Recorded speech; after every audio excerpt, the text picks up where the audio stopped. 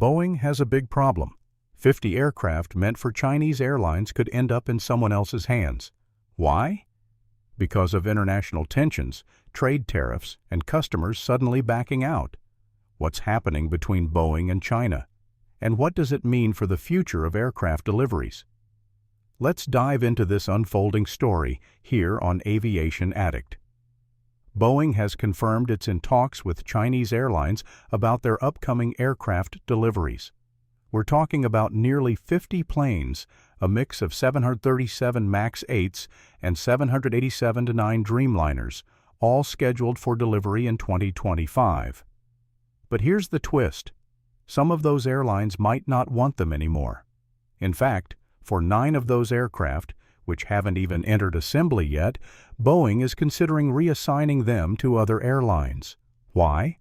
Because Chinese customers are hesitating, and Boeing, not wanting to waste valuable production time, is actively looking to remarket these jets elsewhere. So what's behind this sudden hesitation from China? The answer goes back to a political power struggle. It started under Donald Trump's presidency when the U.S. imposed steep tariffs on Chinese imports. China hit back with retaliatory tariffs, and guess who got caught in the middle? You guessed it, Boeing. According to Boeing CEO Kelly Ortberg, many Chinese airlines have flat out said, "We're not taking delivery." And that's not just a rumor. Boeing has confirmed it's true. Even though Boeing's supply chain is mostly American, key suppliers in Japan and Italy are also facing tariffs. Add to that the trade barriers with China, and you've got a full-blown delivery headache. So what exactly will Boeing do with these planes that China no longer wants? Here are their 3 main options. Option 1. Reassign the aircraft to other airlines. There's still strong demand worldwide, especially for narrow-body jets like the 737 MAX.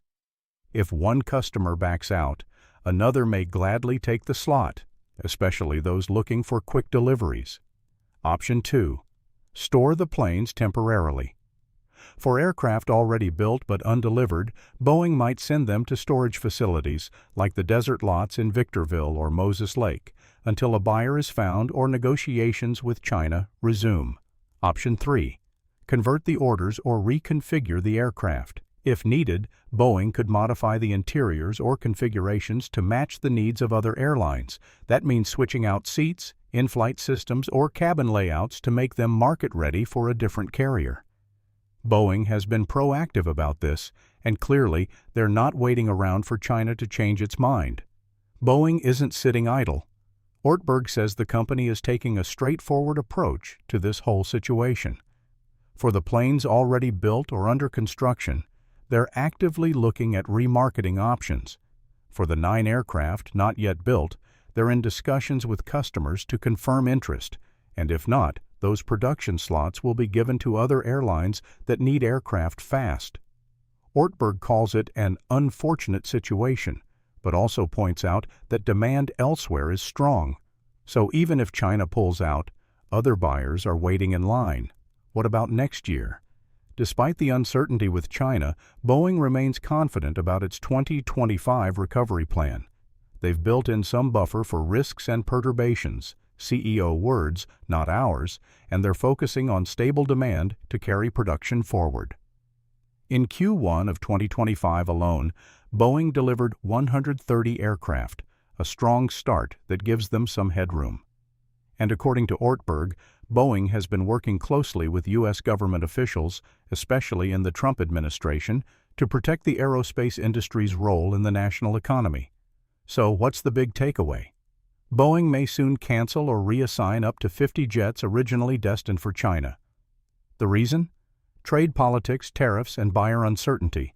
But Boeing is pivoting fast, remarketing aircraft, shifting slots, and protecting production flow. In the end, it's a clear sign that even in a high-tech, globalized aviation world, politics still has the power to ground planes before they even take off.